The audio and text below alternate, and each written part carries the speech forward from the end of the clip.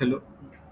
Good morning. तर आज आपण बघूया की मार्केटमध्ये काय मिळू शकते आणि वीकलीच आपण वीकली फॉरेक्स फोरकास्ट करूया गोल्डचा, की त्याच्यामध्ये काय मूव्हमेंट येऊ शकते ते आपण बघूया. आता आपण जर मंथली टाइम फ्रेम प्रमाणे बघितलं तर मंथलीमध्ये तुम्ही जर बघितलं तर मार्केट एक हायर हाय स्ट्रक्चर म्हणून वर गेलेले आणि एकच कॅन्डल पडल्या, जे की पूर्ण रेड कॅन्डल अजून रनिंग कॅन्डल आहे, अजून 13 दिवस बाकी आहे. पण एक कॅन्डल मार्केटचा ट्रेंड चेंज करू शकत नाही. त्याच्यामुळे हे पूर्ण म्हणजे डाऊनफॉल पण येऊ शकत नाही असं. आता आपण वीकलीवर चेक करूया. वीकली जर बघितलं तर वीकली मार्केटनं वीकलीचा EMA टेस्ट केला आहे.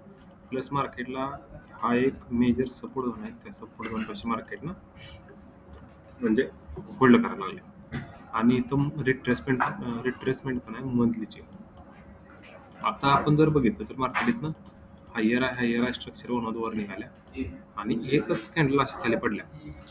जर आपण ह्याला 15 मिनिटाचा टाइम फ्रेम जर समजला तर ह्या वीकलीच्या 15 मिनिटाच्या टाइम फ्रेमनुसार आता ह्याची जर रिट्रेसमेंट करायला म्हणजे इथनं मार्केटमध्ये बाईंग आली स्लो अँड स्टडी, तर हे रिट्रेसमेंट होऊ शकते आणि इथून एक कंटिन्युएशन फॉल होऊ शकते. म्हणजे ह्याला नेक्स्ट वीकमध्ये नाही, पण त्याच्या एक पुढच्या वीकमध्ये तर होऊ शकते, नेक्स्ट वीक किंवा त्याच्या नेक्स्ट वीकमध्ये. आता जर आपण डेलीत बघितलं तर डेलीत मार्केट हायर आहे बनवत वर निघाले आणि इथं मार्केटने स्ट्रक्चर चेंज केलं, लोअर लो बनवत मार्केट खाली यायला लागले आणि आत्ता मार्केट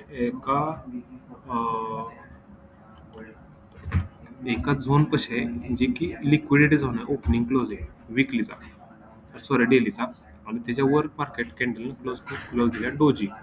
मार्केटमध्ये हे जे सेलिंगचं प्रेशर होतं ती स्लो अँड स्लो होत खाली खाली येत आता ती ह्या पॉईंटपाशी आले, जिथं मार्केटमध्ये प्रेशर एकदम कमी झाले.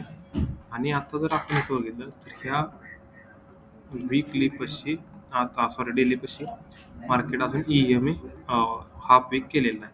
म्हणजे इथनं वर जाऊ शकते आणि तुम्हाला आपण जसं म्हटलं इथनं वर जाईल आणि रिट्रेसमेंट करून परत खाली पडेल, हे असं होऊ शकते. म्हणजे इथं सेलिंग स्लो झाल्या म्हणलं इथनं जी सेलर्स आहेत ती कमी होऊ शकते. आता जर 4 आवरमध्ये जर आपण बघितलं तर 4 आवरला मार्केट लोवर लो बनवत मार्केट खाली यायला लागले आणि इथं मार्केट हायर हाय तयार करायला लागले. आता ही स्लो अँड स्टडी जर वर निघालं तर आपण जे रिट्रेसमेंट लेवल बघितल्या, एक मिनिट आपण ते रिट्रेसमेंट लेवल बघा डेलीच्या,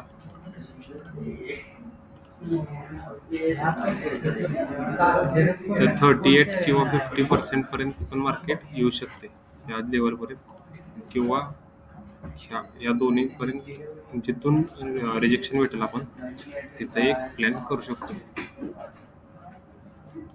म्हणजे हे तर ह्याच्यावर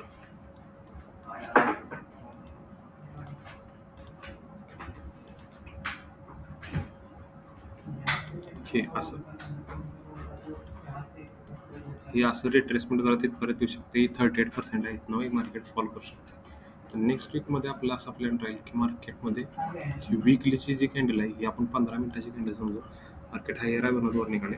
जर हे रिट्रेसमेंट करायला आलं तर मार्केट इथून फॉल करू शकते. हे आपला नेक्स्ट वीकचा प्लॅन राहील किंवा त्याच्या नेक्स्ट वीकचा असा प्लॅन राहील आपला. म्हणजे ह्या वीकमध्ये मार्केट स्लो अँड स्टडी वर जाऊ शकते, तिथून खाली येऊ शकते. Okay, thank you.